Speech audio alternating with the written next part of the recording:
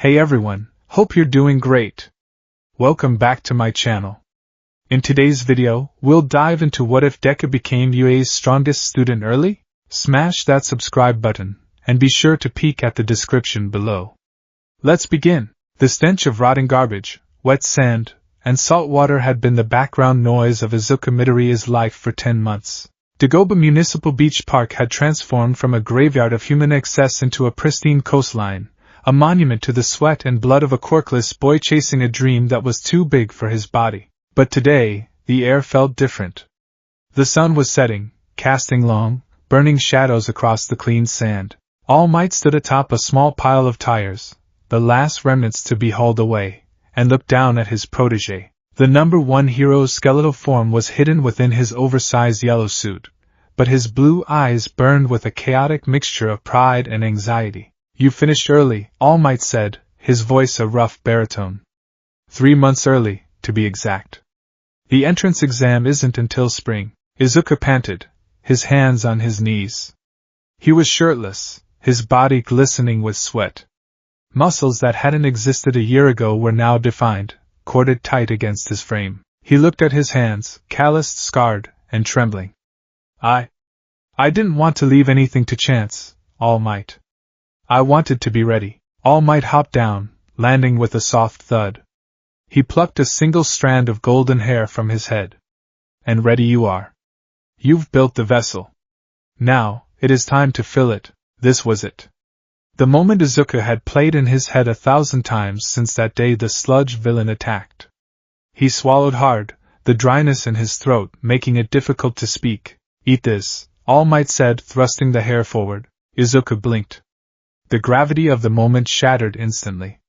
Huh! It doesn't matter what it is, as long as you ingest my DNA, All Might explained, blood spurting from his mouth in his excitement. Come on!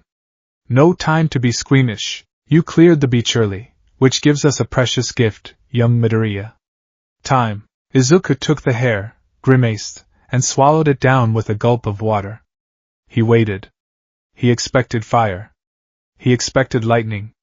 He expected to feel like Superman instantly. He felt nothing. It takes a few hours to digest and merge with your system, All Might said, transforming into his muscular form in a puff of smoke. But now, we test it. 3 months before the exam. The test was a disaster. They had moved to a secluded clearing in the woods behind the city, away from prying eyes. All Might had set up an old, rusted refrigerator as a target. Clench your buttocks, and yell from the depths of your heart. All Might instructed. Izuku stood before the appliance. He could feel it now, a humming, simmering heat deep in his gut. It was terrifying and intoxicating. He drew his arm back. He focused on that heat.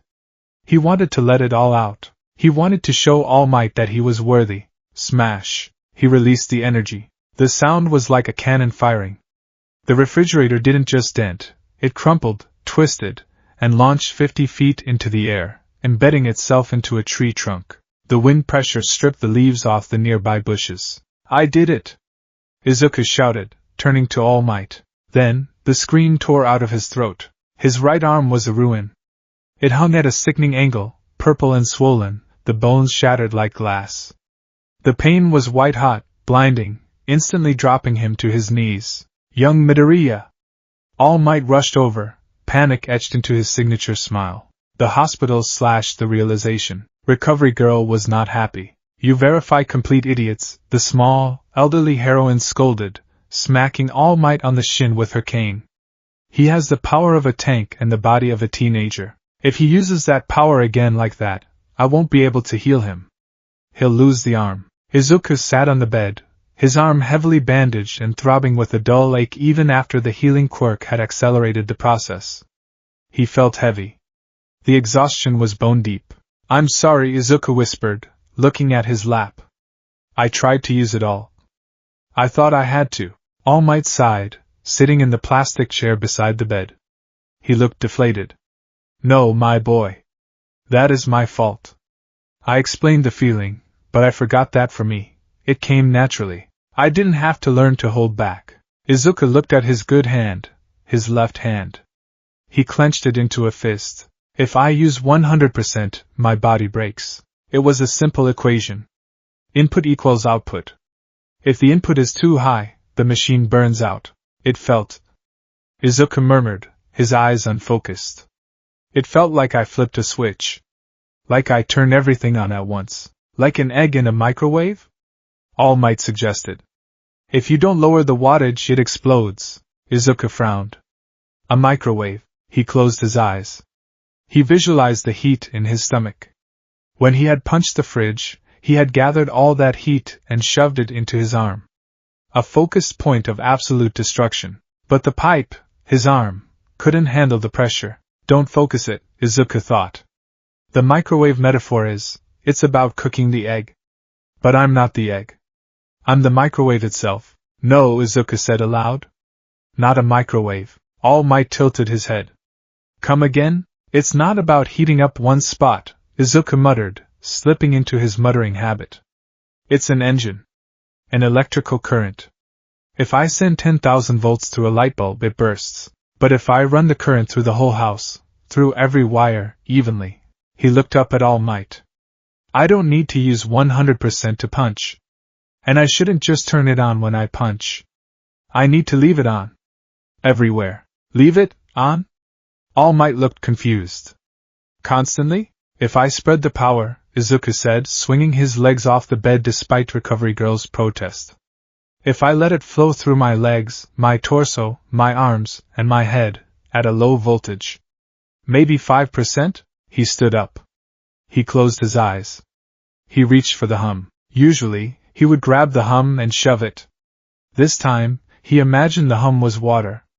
He opened the floodgates, but only a crack. He visualized the water filling his veins, coating his bones, wrapping around his muscles. Don't let it pool. Keep it moving. Flow. The air in the hospital room grew heavy. Midoriya? All Might stood up. Small, green arcs of lightning sparked around Izuku's body. They didn't explode outward, they danced across his skin. His hair stood up slightly. The veins in his face glowed with a faint red tint. Izuku opened his eyes. They were bright green, practically luminous. He took a step. The floor tile cracked under his foot. He gasped, nearly tripping, but caught himself with reflex speed that was inhuman, snapping back to a standing position instantly. It hurts, Izuku gritted out, sweat instantly beading on his forehead.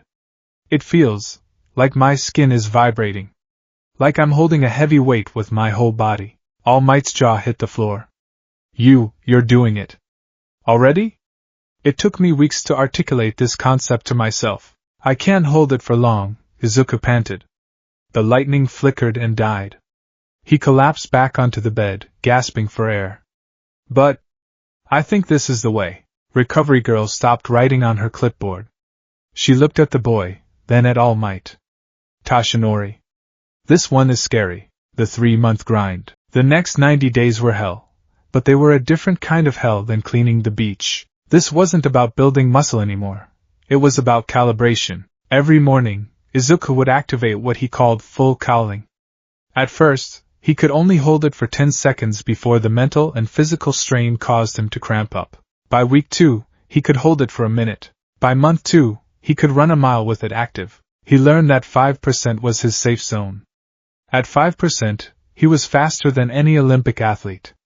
He could punch through a brick wall without breaking his hand. He could jump to the second story of a building, but power without technique was just a flailing tantrum. You're stiff! All Might yelled, throwing a slow-motion punch at Izuku in the woods. Izuku dodged, the green lightning crackling. He was fast, but his movements were robotic. He was reacting, not flowing. You're treating the power like a suit of armor. All Might critiqued. It is you. Do not think jump with legs. Just jump. Izuku spent his nights watching videos. Not just All Might videos anymore. He watched martial artists. He watched Eraserhead's rare underground fight footage. He watched the Turbo Hero, Ingenium. He realized his legs were stronger than his arms. They were longer, heavier. Why was he trying to punch like All Might? Adapt, he told himself. Use the mobility. He began to incorporate parkour. He practiced bounding off trees. He practiced rolling after a high impact. He practiced kicking the air until his hips felt like they were on fire. By the week before the exam, he stood on the beach again. He took a deep breath. Green lightning wreathed his body. It was quieter now, controlled. A steady hum rather than a chaotic crackle. He didn't punch the air. He crouched, and then vanished. Sand exploded where he had stood. A second later, he was 50 meters down the beach, skidding to a halt, a grin plastered on his face. 5% is stable, Izuku whispered to himself, clenching his fist. I can push it to 8% in bursts. 10% hurts. Anything above that is dangerous. He looked at the UA acceptance pamphlet in his bag. I'm ready. The day of the exam. The morning sun was bright, mocking the knots in Izuku's stomach. Izuku! Do you have your tissues? Your handkerchief? Inko Midoriya fretted, hovering around him at the door. Mom, I'm fine, Izuku said, tying his red shoes. He stood up and rolled his shoulders. The Yui uniform felt snug around the chest and arms. He wasn't the scrawny kid the tailor had measured months ago. Inko stopped. She looked at him, really looked at him. The jittery anxiety was still there in his eyes, but his posture, he stood straight. He didn't slouch to hide himself. You look so cool, Izuku, she whispered, tearing up. I'll be back, he said, flashing a smile that was a clumsy imitation of All Might's, but genuine nonetheless. The walk to UA was a blur of nostalgia and adrenaline. When the massive glass gates came into view, Izuku paused. This was the threshold. Move it, Deku. The voice was low, jagged, and familiar. Katsuki Bakugo walked past him, hands in his pockets, radiating hostility. In the past, Izuku would have flinched. He would have stuttered an apology and scurried away. Today, Izuku simply stepped aside. Morning, Kaken? Bakugo stopped. He turned his head, red eyes narrowing. He seemed to sense something was off. The nerd wasn't shaking. The nerd wasn't mumbling. The nerd looked calm. Don't stand in my way, Bakugo growled, expecting the usual reaction. I won't, Izuku said, meeting his eyes. I'm going to be ahead of you. Bakugo's eyes widened in sheer disbelief, then flared with rage. Before he could explode, Izuku had already turned and walked toward the entrance. Focus, Izuku thought. Don't let him get in your head. He was so focused on his breathing that he didn't see the uneven pavement slab. His toe caught. Crap. He pitched forward. Gravity took hold. Full cowling? No, too flashy. Suddenly he stopped falling. He was floating. Are you okay? A bubbly voice asked. Izuku realized he was being held up by his backpack. He righted himself as the girl released her quirk. A girl with brown bobbed hair and a round face smiled at him. I stopped you with my quirk. Sorry I didn't ask first, but it would be bad luck to fall, right? Izuku blinked. In another life, he would have been a stammering mess. But he had spent 3 months sparring with the symbol of peace. He had been screamed at by Gran Torino over the phone, All Might's idea of theory training. A girl talking to him was manageable. Thanks, Izuku said, dusting off his pants. That's a really useful quirk. Reaction speed and gravity manipulation? That's versatile. The girl blinked, surprised by the sudden analysis but pleased. Oh. Thanks. I'm Uraraka Ochako, Midoriya Izuku. Good luck in there. He gave her a nod and walked into the building, leaving Uraraka blinking in surprise. Wow. He's intense. The written exam orientation, the written test was a breeze. Izuku had been studying hero law and physics since he was 4. The only challenge was not crushing the pencil with his grip strength when he got excited about a question regarding quirk ethics. Then came the orientation. Present mic was loud. The explanation of the robots was simple. 1-pointer easy, 2-pointer medium, 3-pointer hard, 0-pointer run away. Tenya Ida made his scene, pointing out the typo in the pamphlet and calling out Izuku for muttering. If you're here to distract us, you should leave, Ida barked, chopping his hand in the air. The auditorium grew quiet.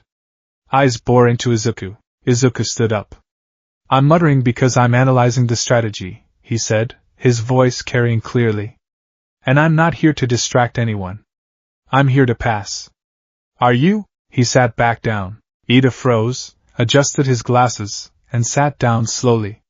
Touché. Bakugo, sitting a few rows away, was gripping his armrest so hard the plastic was cracking. Since when does the pebble talk back? The practical exam, Battle Center B. The massive gates of Battle Center B loomed over the crowd of examinees.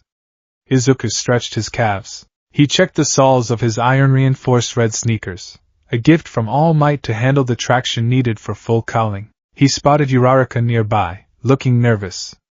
He considered going over to wish her luck, but he stopped. No. This is a competition. I can be friends later. Right now I need points. He closed his eyes. He reached into the core of his stomach. He turned the valve. One for all, full cowling. 5%. The sensation washed over him. The familiar vibration. The feeling of being lighter than air. Green electricity sparked faintly around his legs, hidden mostly by his trousers. And start. Present Mick's voice boomed from the tower. There are no countdowns in real battles. Run! Run!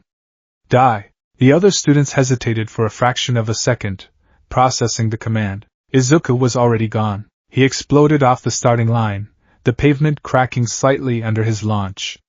He was a green blur, leaving a gust of wind that ruffled the clothes of the students behind him. What was that? Someone yelled. Izuku didn't hear them. He was already in the city replica. A three-pointer, a massive drone-like robot with treads, rolled out from an alleyway, locking onto him. Target acquired. Too slow, Izuku breathed. He didn't stop running. He leaped, channeling power into his legs. He sailed 10 feet into the air, clearing the robot's firing arc. As he passed over it, he grabbed a streetlight pole, swung around it to kill his momentum, and dropped directly onto the robot's head. One for all, 5% smash. He didn't punch. He drove his heel down. Crunch. The metal head of the robot caved in. Sparks showered the alley. The machine groaned and shut down. Izuku backflipped off the wreck, landing in a crouch. 3 points, he counted. He didn't wait. He moved. He found a cluster of one-pointers. He moved like a pinball. Zip. Smash. Zip. Kick. He wasn't using brute force to disintegrate them. He was targeting joints, sensors, and weak points. Efficiency. He couldn't afford to tire out. 6 points. 10 points. 22 points. Other students were catching up now. He saw a guy with lasers, Oyama, blasting a robot. He saw Ida using his engine legs to kick through a 2-pointer. I need more, Izuku thought. I need to show them I'm undeniable. He turned a corner and skidded to a halt.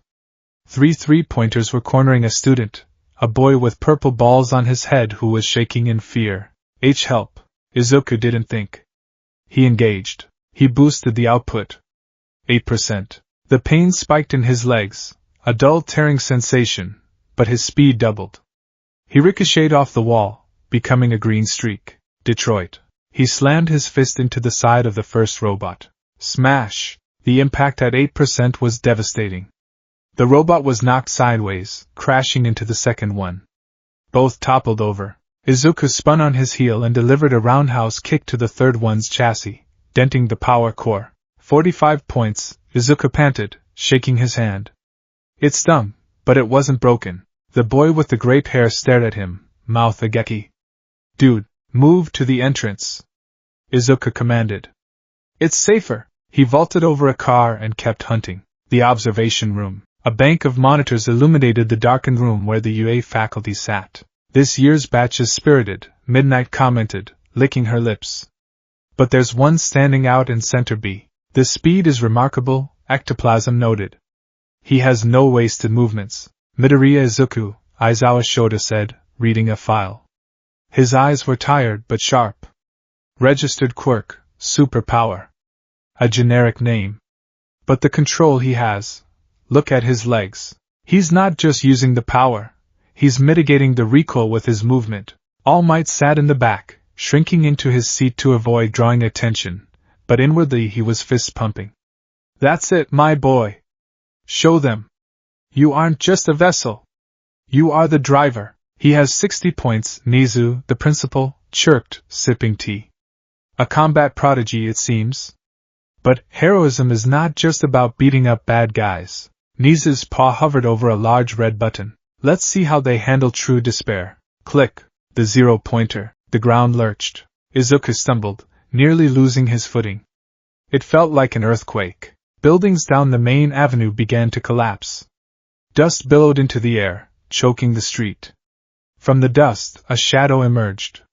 It was colossal. A robot the size of a skyscraper, its green eyes glowing with menacing indifference. The 0-pointer. The sheer scale of it froze the blood in Izuku's veins. It was a gimmick, a hurdle meant to be avoided. Logic dictated he should run. He had 60 points. He was safe. Run! It's huge! Is this a joke? Students streamed past him, fleeing in terror. Izuku turned to join them. It's impossible. Even with one for all, that thing is too big. Ow! The sound was faint, buried under the rumble of the robot's treads. Izuku froze. He looked back. Through the dust, he saw her. The nice girl. Uraraka. She was trapped under a pile of rubble, her leg pinned. The 0-pointer was looming over her, its massive metal hand reaching down to crush the debris, and her with it. The fleeing students didn't see her.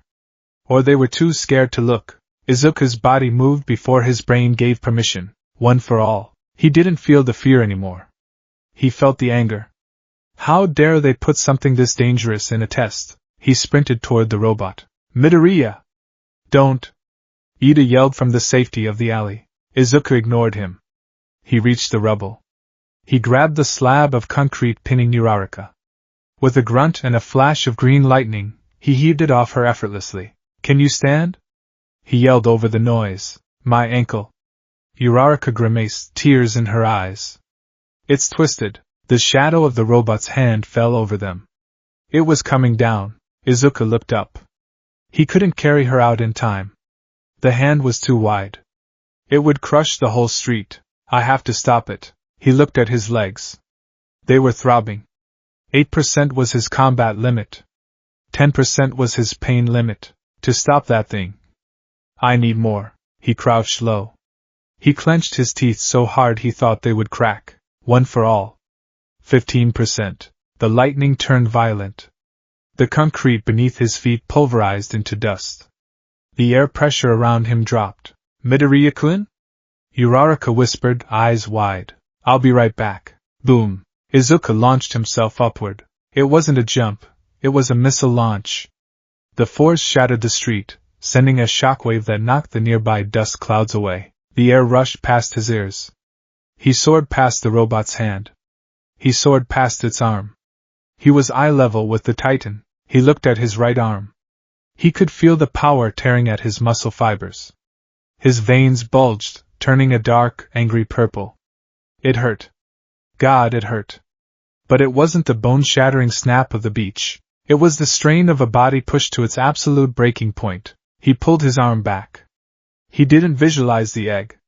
He didn't visualize the microwave. He visualized All Might's fist against the sludge villain. He visualized the symbol of peace punching through the clouds. Clench your buttocks, and YLL. Smash! He drove his fist into the center of the robot's faceplate. The impact was deafening. The metal didn't just dent, it flowed like water. The force traveled through the robot's neck, snapping the internal hydraulics instantly. The shockwave blew out the windows of every building in a 3-block radius. The massive machine tipped backward, explosions rippling through its chassis as it crashed to the ground with an earth-shaking thud. Izuku hung in the air for a moment, the smoke clearing around him. Then, gravity remembered him. He began to fall. Right. Landing. His right arm was useless, not broken, but numb and limp, the muscles completely sprained. His legs were screaming. He saw the ground rushing up. Think. Think. He spotted the flat roof of a building. He angled his body. He bit his tongue. 5%. Just one more burst. He activated full cowling on his left arm and legs. As he neared the roof, he punched the air downward, creating a small cushion of wind pressure to slow his descent, then rolled as he hit the concrete. He tumbled, crashing into a ventilation unit, and came to a stop. He lay there, staring at the blue sky. His right arm was throbbing with a dull, heavy agony. His legs felt like jelly. He was covered in dust and sweat. Time's up. President Mike yelled. Izuku let out a long, ragged breath. I didn't die. The aftermath. The silence in Battle Center B was heavy. Students began to creep out of their hiding spots. They looked at the burning wreckage of the zero-pointer. They looked at the boy limping towards the exit. Did he just one-shot the boss? He jumped like 50 feet in the air. What kind of quirk is that? Super strength? Flight? Ida stood by the gate, his glasses askew. He looked at Izuku, who was currently being scolded by a very small old woman. Here, eat some gummies, Recovery Girl said, handing Izuku a packet. She poked his right arm. Muscle sprains. Micro tears. No broken bones, though.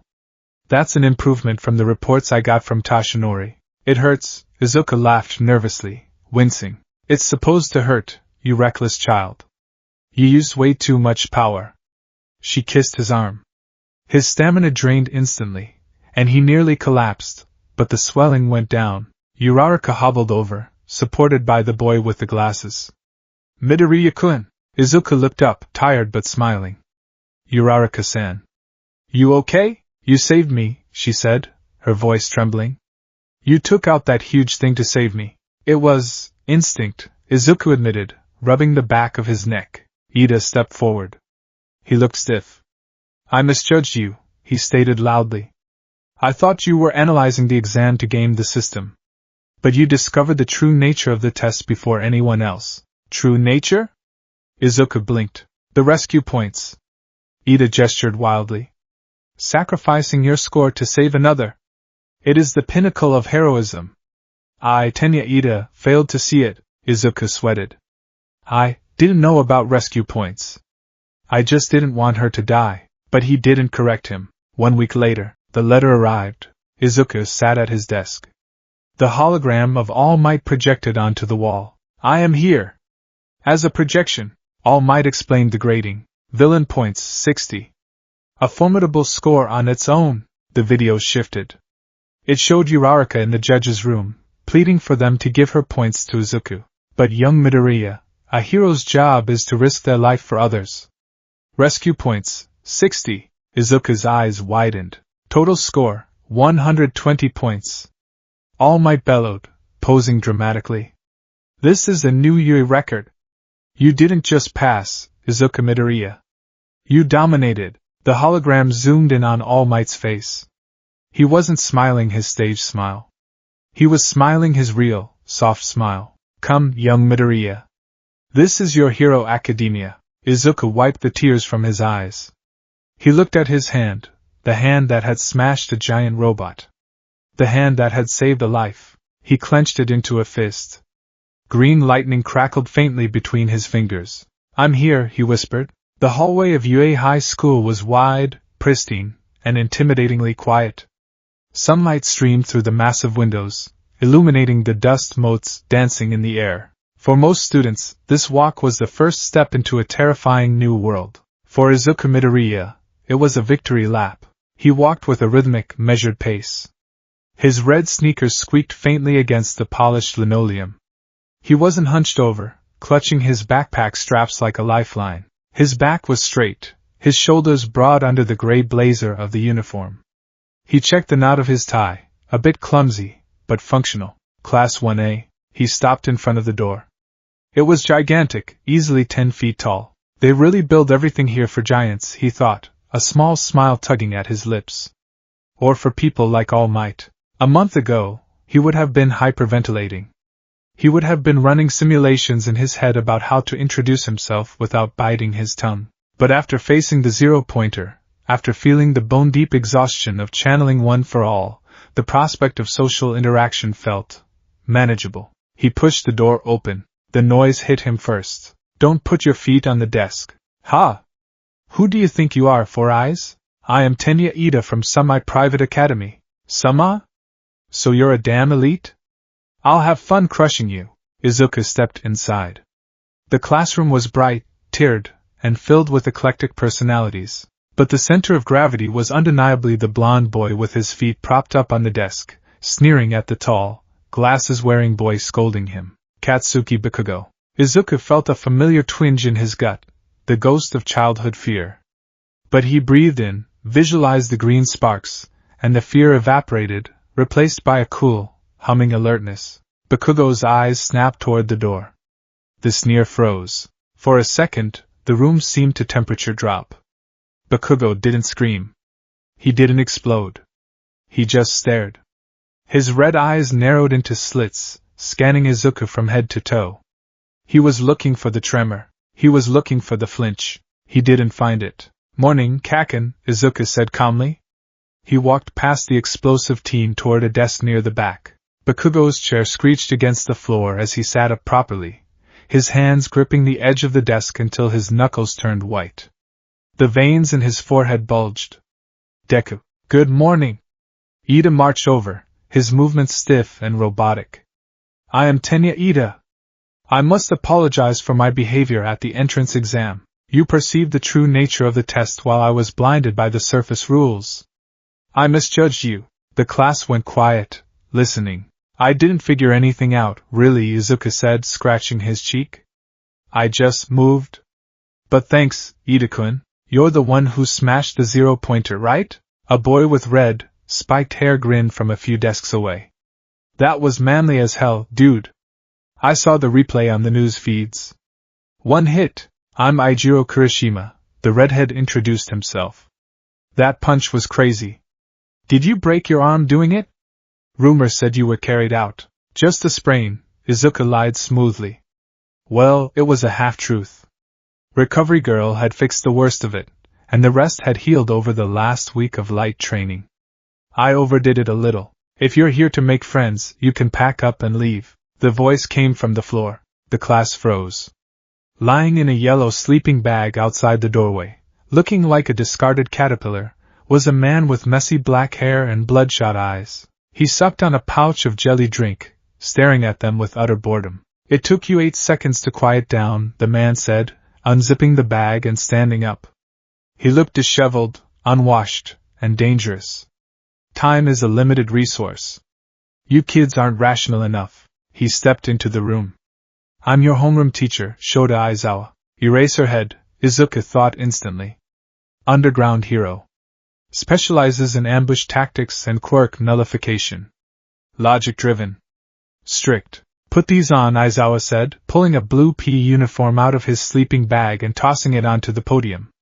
"And meet me on the grounds." The locker room. The boys' locker room was filled with the sounds of rustling fabric and nervous chatter. "Our teacher is intense," a blond boy with a black lightning bolt streak in his hair, Kaminari Denki, said, pulling on his shirt.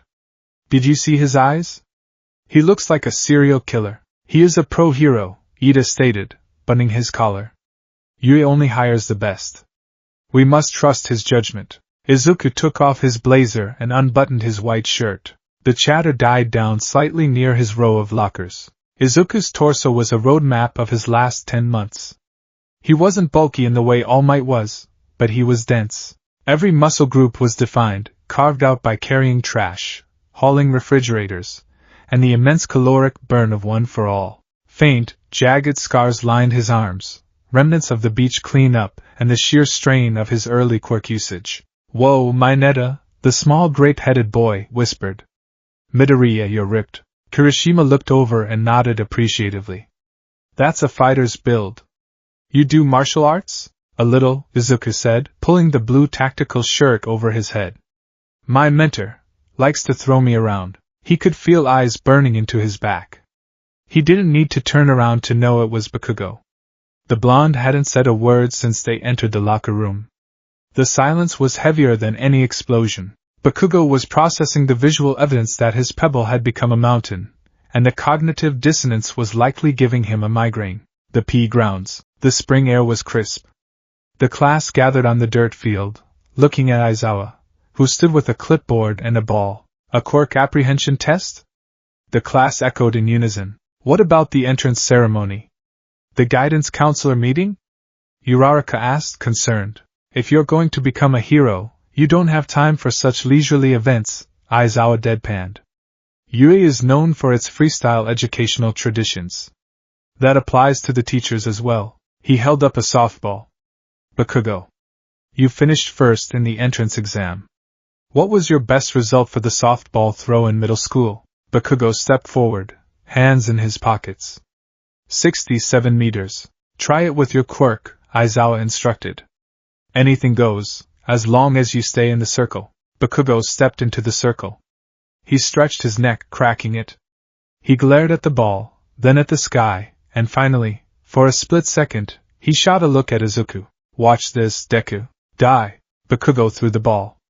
As it left his fingertips, he detonated a massive explosion. The blast propelled the ball like a missile, sending a shockwave of heat and dust over the students. Die. Izuku murmured. Aizawa held up his phone. The screen displayed a number. 705.2 meters. Whoa! Over 700 meters? Kaminari shouted. We can use our quirks as much as we want? This is going to be awesome. Mina Ishido cheered, pumping a pink fist. Aizawa's expression darkened. The air grew cold. Awesome, you say? He lowered the phone. You have 3 years to become a hero. Will you have an awesome time during a natural disaster? During a villain attack? No. He swept his gaze over the class. The Department of Heroics learns how to overturn those odds. If you're here to have fun, leave now. He grinned, a terrifying expression that didn't reach his eyes. So, to make this rational, the student with the lowest total score across all 8 events will be judged as having 0 potential. He pointed a finger at them. And will be expelled immediately. Expelled? The class screamed. It's the first day. That's too unreasonable. Uraraka protested. Natural disasters are unreasonable, Aizawa countered coldly. Villains are unreasonable. Your job is to handle the unreasonable. Now let's begin. Izuku tightened his fists. In the past, this threat would have crippled him. He would have been thinking about how to survive without a quirk, or how to use the quirk without breaking his bones. But now, he looked at his hands. Control. 5%. Flow. He didn't need to break his bones. He just needed to be better than the average. And with One for All, average was in the rearview mirror. Event 1 50-meter dash. The students lined up in pairs. First up was Ida versus Azuri Tsuyu. Ida's engine roared. 3.04 seconds. Like a fish in water, Azuri noted, clocking in at 5.58 seconds. Next pair. Midoriya Bakugo. Izuku stepped to the line. Bakugo stood next to him. The blonde was vibrating. Don't think you can beat me just because you got lucky with a robot, Deku, Bakugo hissed. I'll leave you in the dust. Izuku didn't respond. He crouched. He breathed in, full cowling. The green lightning flickered into existence. It wasn't the violent discharge of the exam. It was a low, steady hum wrapping around his legs and torso. The dirt beneath his red sneakers shifted slightly under the pressure of his grip. The robot camera signaled start. Bakugo exploded forward, using his blast to propel himself backward. It was fast, but Izuku didn't run. He launched. He dug his toes into the earth and kicked off with 8% power. The ground cratered slightly. He stayed low, aerodynamic, his body moving faster than the eye could easily track. He didn't use the explosions for thrust. He used raw, unadulterated physical power amplified by the strongest quirk in existence. They crossed the line almost simultaneously. Bakugo, 4.13 seconds. Midoriya, 4.02 seconds. Bakugo tumbled to a stop, smoke curling from his palms. He looked at the timer robot. He blinked. 4.02? He whispered. Izuku stood up, dusting off his knees. The lightning faded. He wasn't panting. 50 meters was nothing. He had run 10 kilometers on the beach with All Might chasing him on a scooter. You! Bakugo turned, his teeth bared. You used a quirk? You had a speed quirk this whole time? It's not just speed, Izuku said quietly, walking back to the line. It's power. Event 2, grip strength. Izuku took the dynamometer. Beside him, Shoji, the boy with multiple arms, squeezed. 540 kilograms. Wow! You're a monster! Siro exclaimed. Izuku held the device. Don't break it. Just squeeze. He channeled 5% into his forearm. He squeezed. The metal groaned. Beep. The screen flashed air. Then it settled on 605 kilograms. He handed it back to a stunned Aizawa. Sorry, I think I gripped it weirdly. Aizawa stared at the number, then at the boy. He has enhanced strength too. It's an emitter type, but it functions like a mutation augmentation. High versatility. Events 3-4. Standing long jump, sustained side steps. For the long jump, Bakugo used his explosions to clear the sandbox entirely. Aoyama used his naval laser to fly across. Izuku simply bent his knees. Full cowling, 8%. He jumped. He didn't just clear the sandbox. He cleared the grass patch behind it. He landed with a heavy thud, rolling perfectly to absorb the impact, nearly hitting the fence. Is he flying? Uraraka asked, mesmerizingly watching him. It's like he has springs in his legs. During the side steps, Mineta was the king, bouncing back and forth using his balls. But Izuku was a blur. He moved with the precision of a metronome set to high speed. Left, right. His stamina was bottomless. The scoreboard so far. Bakugo was dominating the cork-heavy events like the ball throw, so far. But Izuku was consistently placing in the top 3 of every physical test. The class was buzzing. Who is this guy? Midoriya? I heard he was quirkless until recently. Quirkless? Are you blind? He's a powerhouse. Every compliment was a dagger in Bakugo's ego. He stood off to the side, his explosions popping involuntarily in his palms. He's mocking me. He's been hiding this for years. He watched me talk about being the best, all while looking down on me. Event 5, the ball throw. Uraraka stepped up. She touched the ball, threw it, and it floated up. And up. And up. Infinity, Aizawa read. Infinity? The class cheered. Midoriya. You're next. Izuku walked to the circle. This was the big one. This was where he had to prove he could handle the output. He picked up the ball. Aizawa watched him like a hawk. His hand drifted to his capture scarf. He had watched the footage of the entrance exam. The kid had shattered his arm to destroy the 0-pointer. If he did that here, he would be a liability. If he tries to use 100%, I'll stop him, Aizawa decided. I can't teach a student who breaks himself to save others. That's not heroism, that's suicide. Izuku stood in the circle.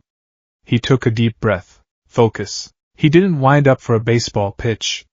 He adopted a martial arts stance. He planted his feet. He twisted his hips. One for all. The energy flooded his system. The green lightning sparked, bright, vivid, and crackling. Aizawa's eyes widened. His hair began to float.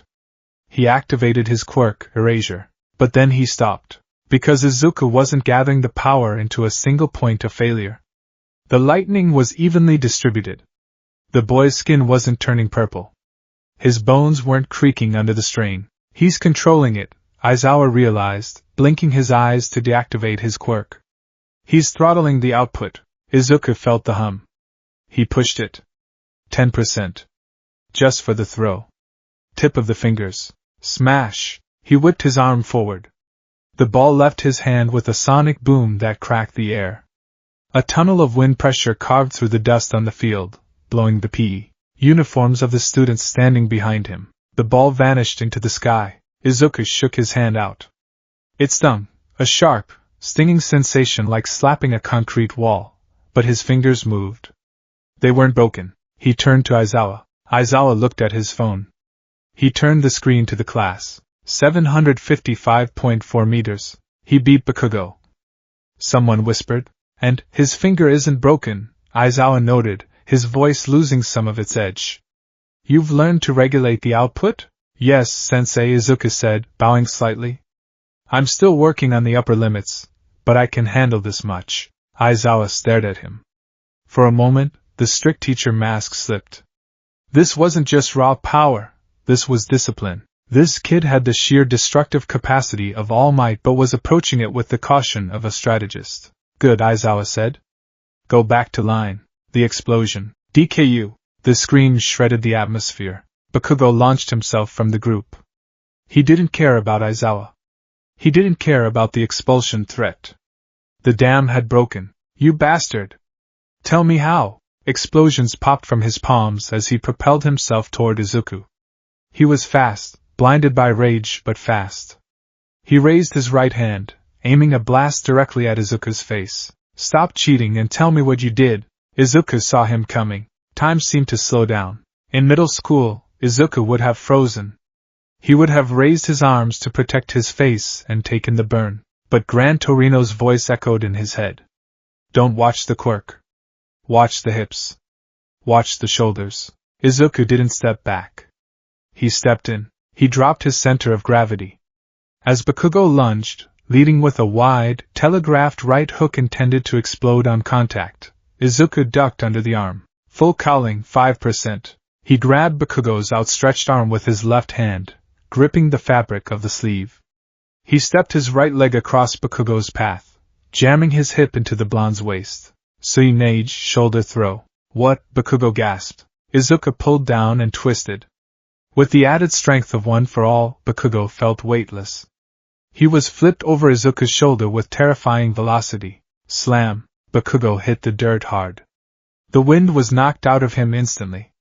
Before he could recover, Izuku had pinned his arm against his back, holding him down with a knee on his spine. It happened in less than 2 seconds. The class was dead silent. Izuku breathed heavily, looking down at his childhood friend. The green lightning faded from his skin. "I'm not doing this anymore, Kaken," Izuku said, his voice shaking slightly, not from fear, but from adrenaline.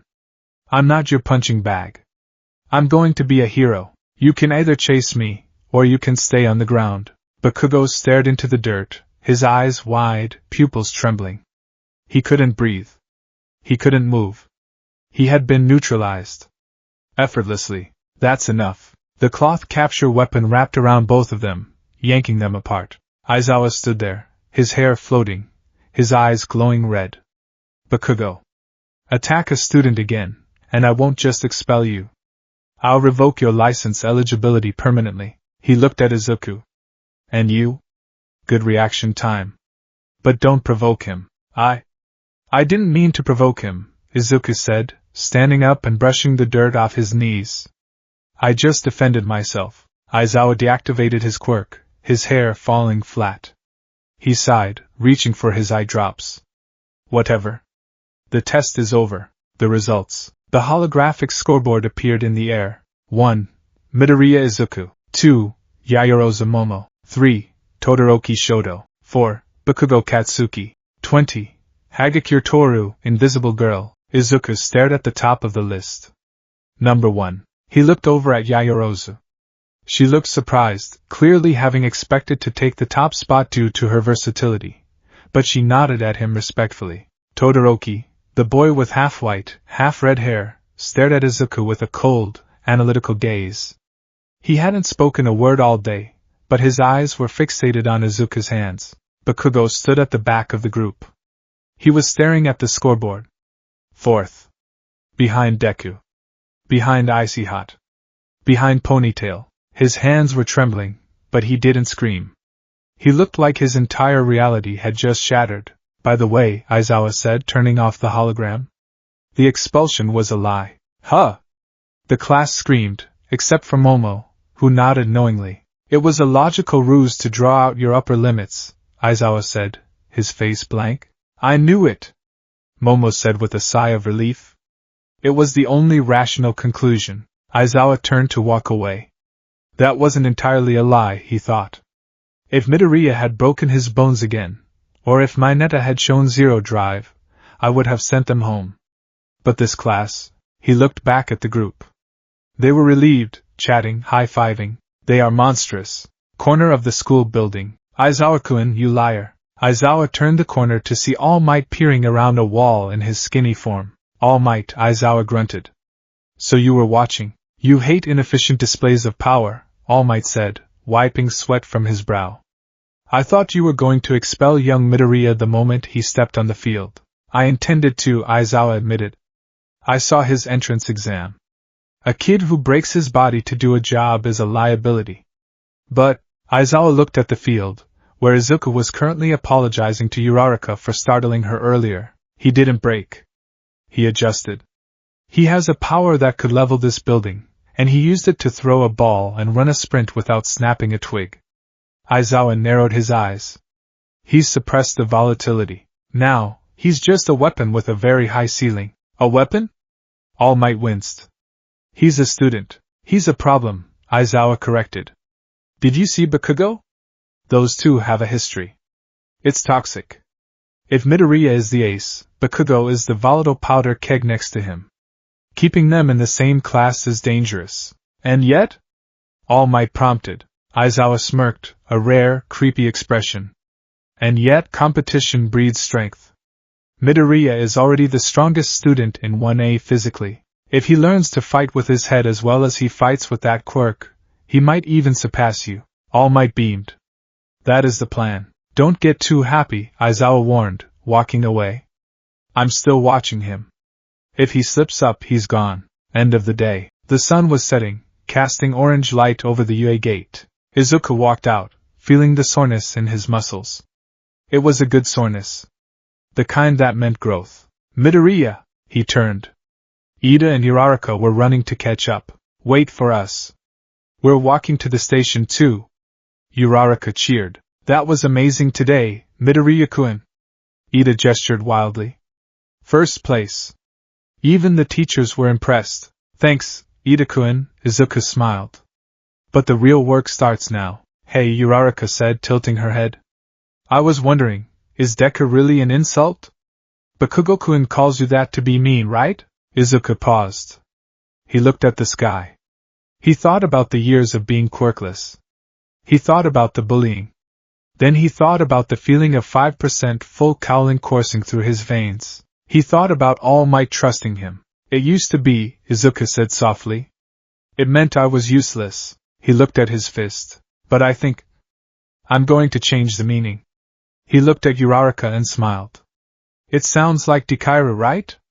You can do it, Uraraka beamed. I like that. You can do it, Deka. Then that's my name, Izuku decided. As they walked away, laughing, a shadow watched from the school window. Bakugo stood there, his hand resting on the glass. He wasn't yelling. He was just watching the back of the boy who had surpassed him. I'm not done, Bakugo thought, the rage cold and focused now. I'm going to kill him. I'm going to crush him. He thinks he's the ace? I'll show him who the real monster is. The battle lines were drawn. And for the first time in history, Izuku Midoriya was standing on the winning side. The afternoon sun poured into the classroom of 1A, painting the desks in shades of gold and amber, but the atmosphere inside was electric with anticipation. I am here! The door burst open, slamming against the wall with a force that rattled the windows. A massive figure in a silver-aged costume struck a pose in the doorway, Kate billowing despite the lack of wind. Coming through the door like a normal person, it's All Might!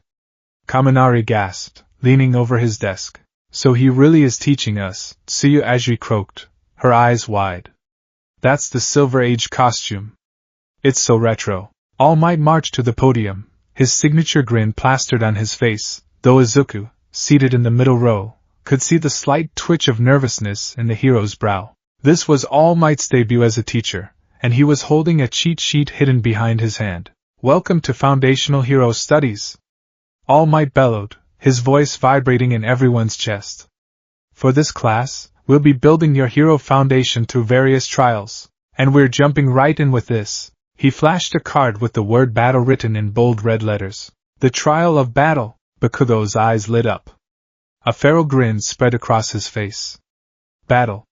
He muttered, his gaze shifting instinctively to the back of Izuku's head. And to go with that, All Might continued, pressing a button on a remote. You need these. Rows of shelves slid out from the wall, revealing numbered suitcases. Costumes made based on your quirk registrations and requests you sent in before school started. The class erupted in cheers. Get changed and meet me at Ground Beta. All Might commanded. Remember, from today onward you are all heroes. Ground Beta, the tunnel entrance. The air in the mock city was cool and smelled of concrete and oil. One by one, the students of Class 1A emerged from the tunnel, clad in their hero personas. There were knights, aliens, flashy spandex suits, and tactical gear. Looking good, everyone. All Might praised, hands on his hips. The clothes make the man, as they say. Midoriya? Uraraka Ochako walked over. She was wearing a pink and black skin-tight suit that seemed a bit snug. She rubbed the back of her helmet nervously. I should have been more specific with my design request. It's really tight. Izuku stepped out of the shadows of the tunnel. He wasn't wearing the green jumpsuit his mother had bought him in another timeline. He had submitted his own designs, heavily influenced by the realization that he was the weapon, not the suit. He wore a dark green, reinforced combat suit made of a ballistic weave. Black iron plating covered his shins and forearms, support gear designed to absorb the shock of full cowling's impact. He wore a utility belt with pouches, heavy red combat boots with iron soles, and a metallic respirator mask that hung loosely around his neck for now. It was utilitarian. It was tactical. It looked like the armor of a soldier, not a mascot. You look intense, Midoriya-kun, Uraraka said, blinking. It's designed for mobility and durability, Izuku explained, adjusting his gloves. I need to be able to move without worrying about friction burns or impact stress. He scanned the crowd. His eyes locked onto a figure standing apart from the others. Bakugo was wearing a black tank top, baggy pants, and massive grenade-shaped gauntlets. He was staring at Izuku with a look that promised violence. The explosion in his eyes was barely contained. All Might cleared his throat. Now, for this class, you'll be split into villains and heroes for a 2-on-2 indoor battle. The situation is this: villains have hidden a nuclear weapon in the hideout. The heroes must either capture the villains or secure the weapon within the time limit.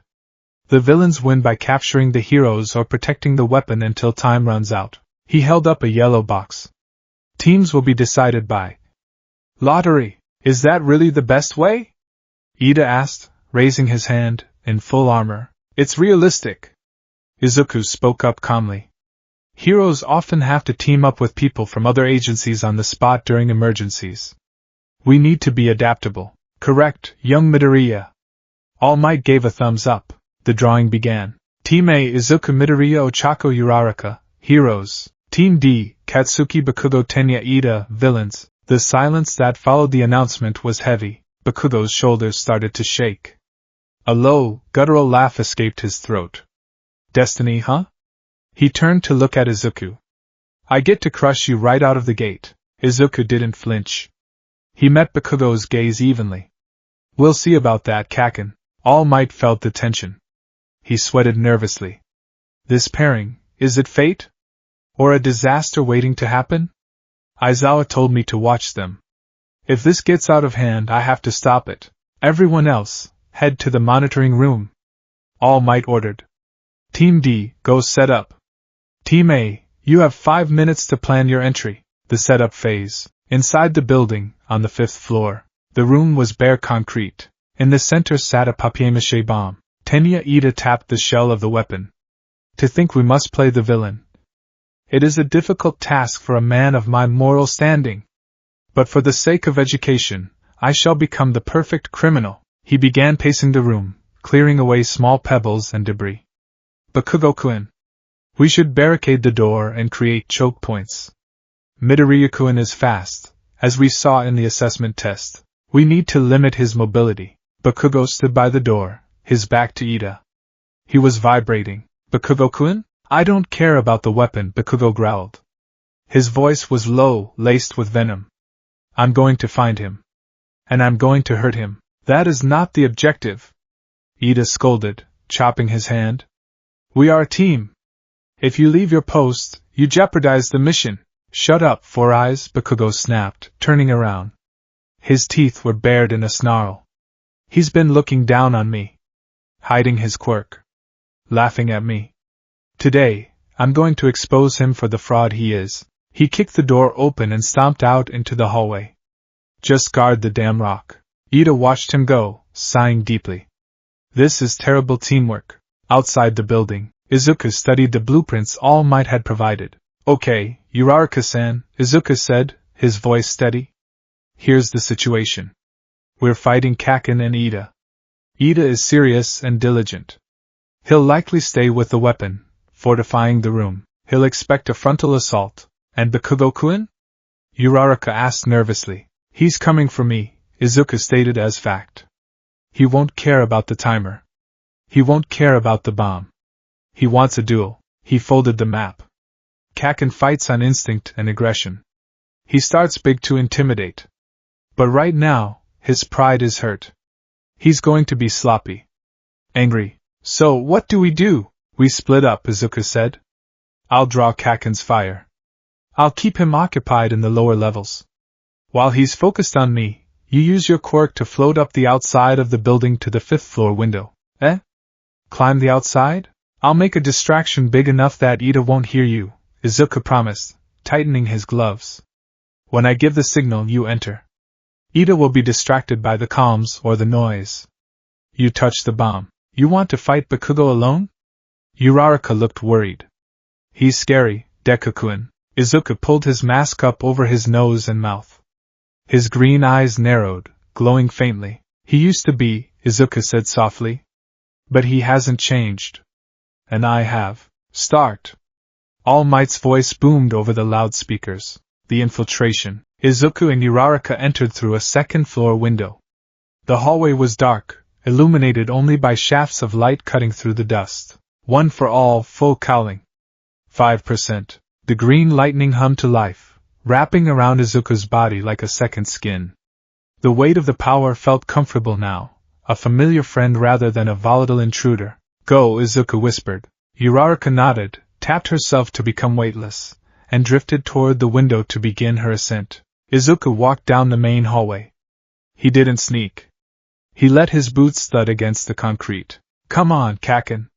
I know you're close. He reached a T-junction. Instinct. The hair on the back of his neck stood up. The smell of nitroglycerin, sweet and burnt, hit his nose before the sound did. DKU. From the right corridor, a figure exploded into view. Bakugo lunged, his right palm crackling with a massive explosion aimed directly at Izuku's face. In the past, Izuku would have frozen. He would have analyzed the fear. Now, he analyzed the trajectory. Right hook. Wide swing. Too much commitment. Izuku didn't step back. He stepped in. He dropped low, letting the explosion detonate harmlessly above his head, singeing the tips of his green hair. The heat washed over him, but he was already moving. As Bakugo's momentum carried him forward, Izuku spun. He grabbed the fabric of Bakugo's tank top with his left hand and planted his right palm squarely on Bakugo's chest. Not a smash. Just a push. He shoved. With 5% power, the shove hit like a battering ram. Bakugo gasped as the air was forced from his lungs. He flew backward, tumbling end over end until he crashed into the far wall, cracking the concrete plaster. Gah! Bakugo slid down the wall, coughing. He looked up, eyes wide with shock. You! Izuku stood in the center of the hallway, the green lightning dancing around him. He assumed a loose, balanced fighting stance. Legs spread, hands up, relaxed but ready. You always lead with a right hook when you're angry, Izuku said calmly. His voice was distorted slightly by the mask. You telegraph it, Kaken. Bakugo scrambled to his feet. His face turned a shade of red that defied nature. Telegraph? Don't analyze me. He launched himself again. Boom. Boom. Boom. Bakugo used his explosions to strafe, bouncing off the walls to build speed. It was his signature move, using chaos to disorient the opponent. He moved like a pinball, coming at Izuku from the left, then the ceiling, then the right. Too slow, Izuku whispered. He tracked Bakugo with his eyes.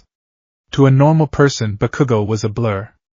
To Izuku, whose reaction time was enhanced by one for all, Bakugo was moving in standard definition. Bakugo came in from the left, aiming a blast at Izuku's ribs. Izuku sidestepped. A graceful, minimal movement. The blast scorched the air where he had been a millisecond ago. Bakugo swung his other hand. Izuku ducked.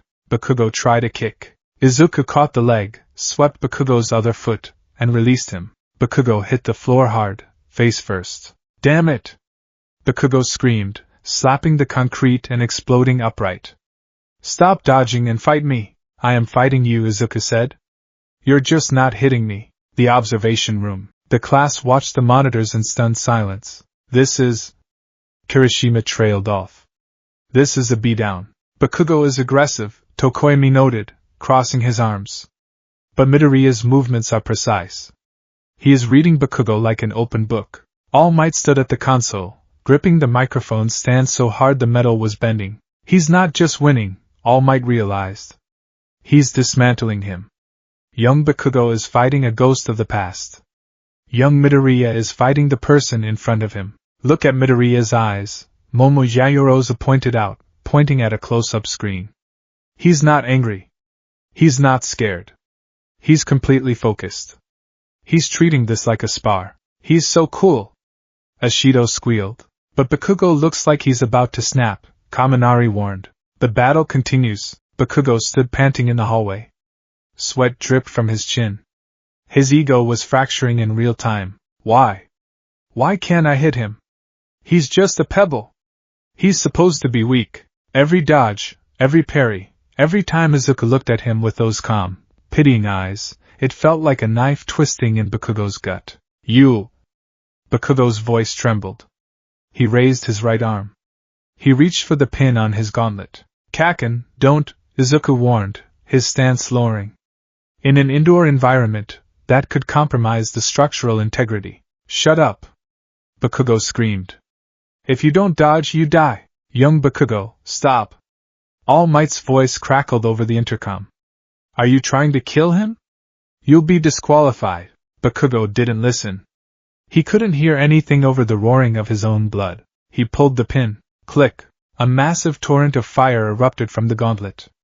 The blast filled the entire corridor, a wall of incineration moving at supersonic speeds toward Izuku. It was an attack meant to annihilate. Izuku saw the ignition. I can't dodge this. The hallway is too narrow. If I jump, the heat will catch me. Block it. He crossed his arms in an X in front of his face. He channeled the power. One for all. 10%. Reinforce. The green lightning flared violently, expanding outward into a small barrier of wind pressure. Boom! The explosion hit him. The building shook. Windows on the second floor blew out. The monitoring room screens flickered with static. Smoke filled the hallway. He vaporized him. Mineta shrieked in the monitoring room. Bakugo stood there, chest heaving, a manic grin on his face. Got you. The smoke began to clear. Standing in the center of the scorched hallway, surrounded by blackened concrete, was Izuku. His sleeves were burned off. His iron arm guards were glowing red from the heat. Smoke curled off his body. But he was standing. He lowered his arms. His eyes were glowing brighter than ever. That, Izuku said, his voice hard. That was dangerous, Katsuki. He dropped the childhood nickname. Bakugo's grin vanished. Horror replaced it. You took it? Izuku moved. This time, he didn't hold back to 5%. He flickered. Before Bakugo could blink, Izuku was inside his guard. Detroit. Izuku drove his fist into Bakugo's stomach. He pulled the punch at the last microsecond to avoid rupturing organs, letting the wind pressure do the work. Smash! The shockwave rippled through Bakugo's body. His eyes rolled back into his head. He folded over Izuku's fist like a wet towel. He was lifted off his feet and launched backward, crashing through the open door of a storage room and burying himself under a pile of cardboard boxes. He didn't get up. Izuku stood there, steam rising from his shoulders. He tapped his comms. Uraraka-san. The noise should have covered you. Are you in position? I'm at the window. That explosion was scary, Deku-kun. Are you okay? I'm fine, Izuku said, looking at the unconscious Bakugo. The obstacle is cleared. Proceed to the objective, the weapon room. Tenya Ito was pacing anxiously. That explosion. Bakugo-kun has lost his mind. Is the structural integrity sound? He looked at the bomb. I must protect this with my life. I am the ultimate evil. Crash. The window shattered. Hello, villain. Uraraka shouted, floating into the room. Hero. Ida gasped. You come from the window? A clever ruse. But I have prepared for this. Ida activated his engines. I have removed all objects from the room. You have nothing to float and throw at me. He dashed forward, moving fast. Your gravity quirk is useless without debris. Uraraka panicked. She tried to touch him, but Ida was too fast, weaving around her. I have you!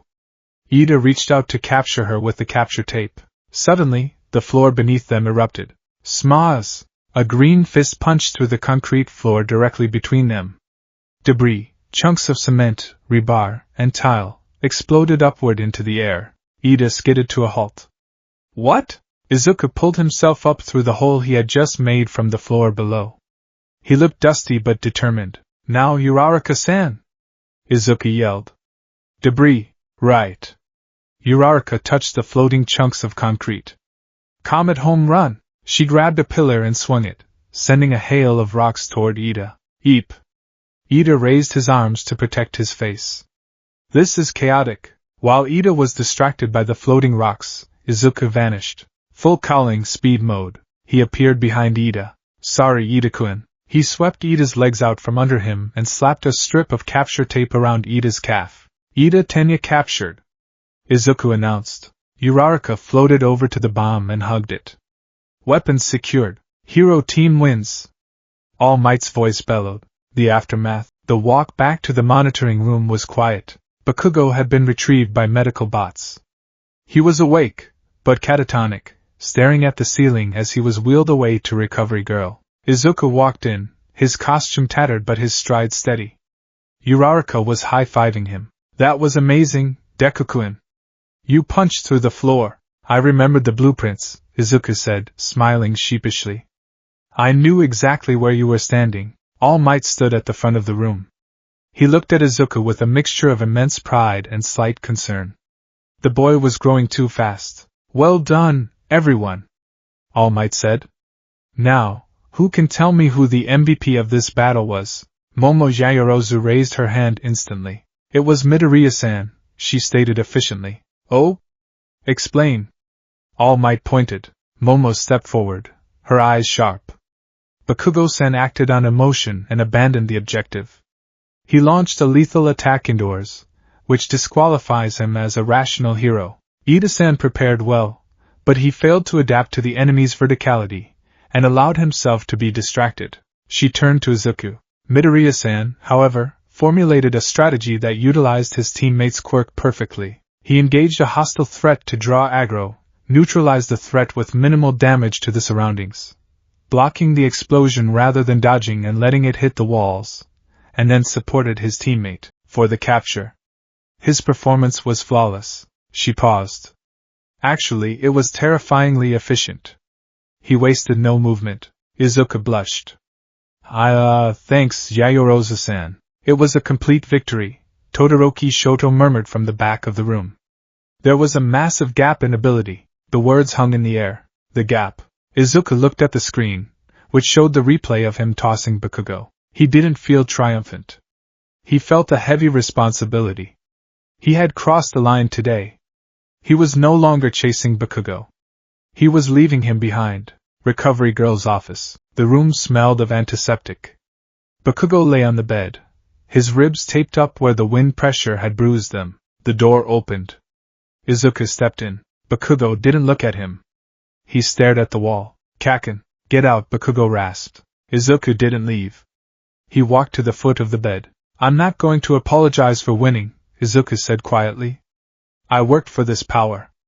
I broke my bones for it. I cleaned a beach for it. Bakugo's hands clenched the sheets. You asked me what I did, Izuku continued. I stopped waiting for you. He looked at his childhood friend. You have an amazing quirk, Kaken. Your combat instincts are incredible. But you're fighting alone. And you're fighting with anger. Shut up. Bakugo's voice cracked. Tears of frustration pricked his eyes. Shut up, you damn nerd. I'm going to keep getting stronger, Izuku said. If you want to beat me, you're going to have to actually look at me. Not the pebble you remember. But me. Izuku turned and walked to the door. Don't think you've won the war, Deku! Bakugo yelled suddenly, his voice raw. I'm just starting. I'll surpass you. I'll become number one, and I'll crush you beneath my boots. Izuku stopped. He looked back over his shoulder. He smiled, a small, sad, but confident smile. I'll be waiting. He closed the door. Evening the gates of UA. All Might was waiting by the gate in his suit, though steam was starting to rise, signaling his limit. Young Midoriya, All Might! Izuku ran over. You did well today, All Might said, patting his shoulder. But you were reckless with that block. 10% on your arms? Are they okay? They're sore, Izuku admitted, flexing his fingers. But the armor took the brunt of the heat. I need to ask the support department for better heat resistance. You're thinking ahead, All Might laughed. I am proud of you. But tell me, how do you feel? About young Bakugo? Izuku looked at the setting sun. I feel free, Izuku said. For 10 years, I was afraid of him. Today, I realized he's just a person. A person with a lot of flaws. He clenched his fist. The green sparks danced between his knuckles. I can be the hero who saves everyone, Izuku said. Even him. By winning, All Might watched him, stunned. He's not just inheriting my power. He's inheriting the spirit of the symbol. He's already acting like the pillar. Come on, All Might said, transforming into his skeletal form with a cough of blood. Let's get some food. You need the protein. Katsudon? Izuku asked hopefully. Katsudon, All Might agreed. As they walked away, the silhouette of the school loomed behind them. The first hurdle was cleared. The gap had been established, but in the shadows of the city, elsewhere, a hand with decaying skin scratched at a neck. Yui High School. Shigaraki Tamura rasped, looking at a photo of All Might. And a new student who moves like him. This game just got interesting. The bus ride to the unforeseen simulation joint, or the USJ, was a study in the shifting social hierarchy of Class 1A. Usually, a bus ride for high school freshmen was a chaotic mix of shouting, laughter, and anxiety. But on this bus, the air was different. The students sat with a certain rigidity, their eyes occasionally drifting toward the green-haired boy sitting near the front. Izuku Midoriya sat quietly, inspecting the gauntlets of his hero costume. He was running a mental checklist of his gear. Impact dampeners, check. Iron saws, check. Respirator seal, check. Midoriya-chan, a frog-like voice cut through his focus. Izuku looked up. Tsuyu Azuri blinked her large, observant eyes at him from the seat across the aisle. Yes, Azuri-san? Call me Tsuyu, she insisted flatly. I say whatever comes to my mind. You're really strong. Your quirk is a lot like All Might's, isn't it? The bus went dead silent. In the back, Bakugo stiffened, his eyes fixed on the passing scenery, but his ears practically twitched. Kirishima, sitting next to him, looked between Izuku and Tsuyu with wide eyes. Izuku didn't panic. He didn't wave his hands frantically or stutter out a denial. He had prepared for this question. He smiled, a calm, measured expression. It's similar in output, Izuku acknowledged, his voice steady. We both use a massive stockpile of power to enhance physical abilities.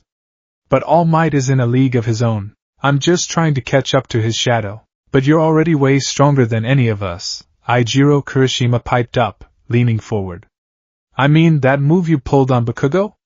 You tanked an explosion to the face. My hardening is cool and all, but it doesn't have that kind of flashy power. It's not just power, Momo Yayorozu added from the seat behind Izuku. It's application. Midoriya-san doesn't waste energy. Most power types have a leakage issue, excess energy wasted as heat or noise. Midoriya-san contains it perfectly within his bioelectric field. Izuku rubbed the back of his neck, feeling the heat rise in his cheeks. You guys are overestimating me. I still have a long way to go before I can call myself a pro. You're humble, too, Kaminari sighed. If I had that much power, I'd be the biggest show-off in Japan. We're here, Aizawa's tired voice cut from the front of the bus.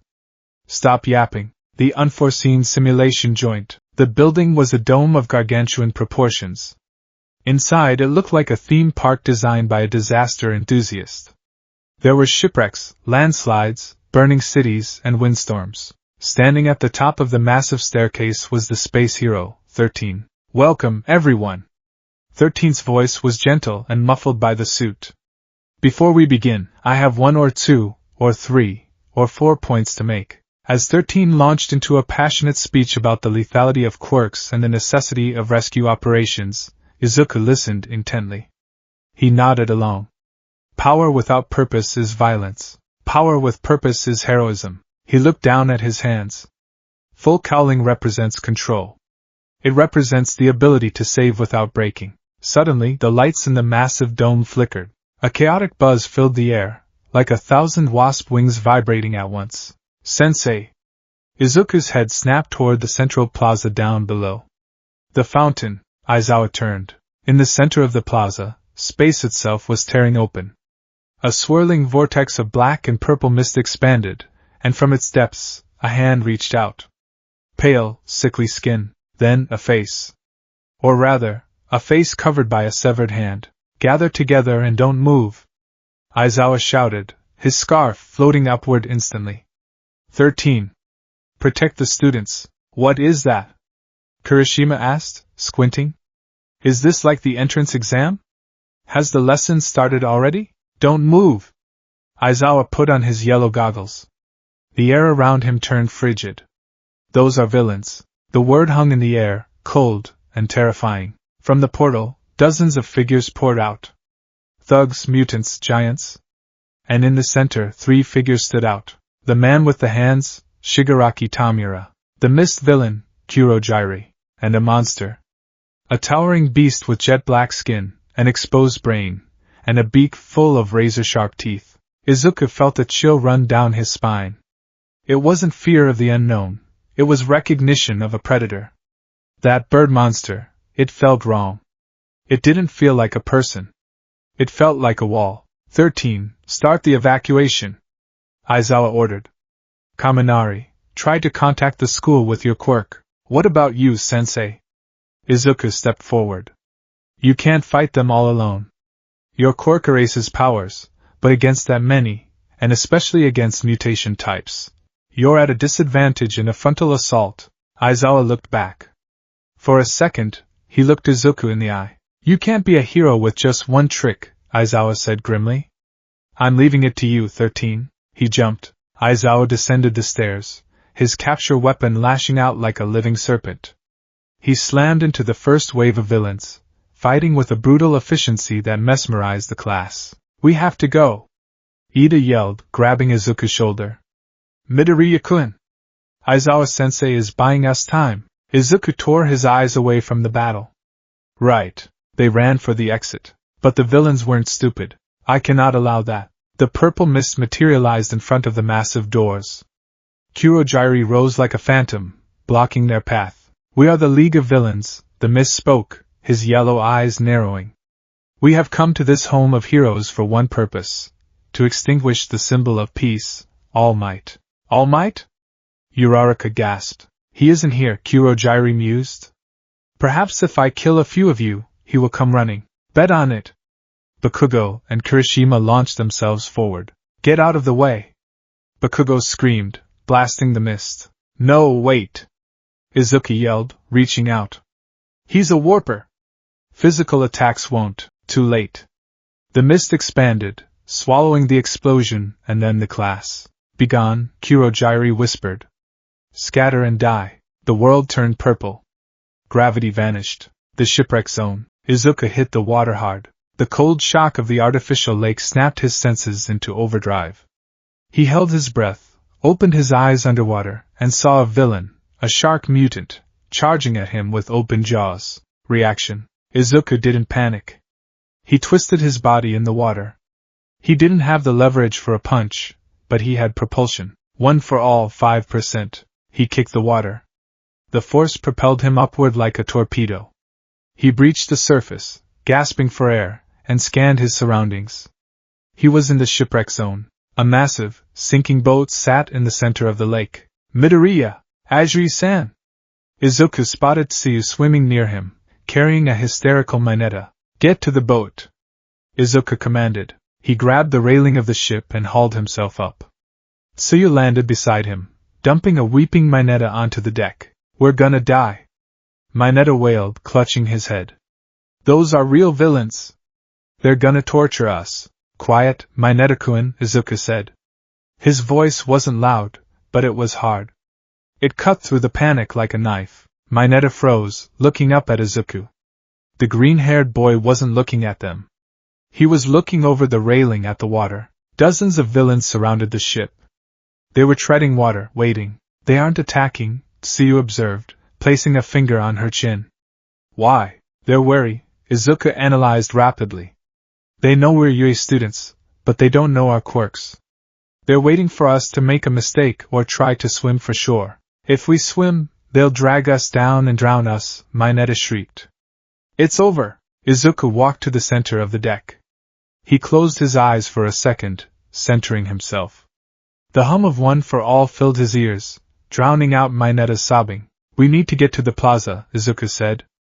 Aizawa-sensei is fighting alone. We need to call for help. How? Tsuya asked. We're surrounded. Izuku opened his eyes. They glowed with emerald intensity. I'm going to clear a path. He walked to the edge of the boat. He looked down at the villains. Hey! A villain with a squid head yelled up. Come on down, kiddos! The water's fine. Izuku took a deep breath. He spread his legs for stability. He raised his right hand, curled his middle finger against his thumb. In the entrance exam, I used my whole arm and broke it. In the fitness test, I used just a fingertip and just bruised it. But to move this much water, Mineta-kun, Izuku said without looking back. Do you have something to stick them together? My balls? Mineta blinked. Yeah, they stick to anything but me. Throw them, Izuku ordered. Throw them into the water when I jump. When you jump? Izuku didn't explain. He crouched. One for all, full cowling.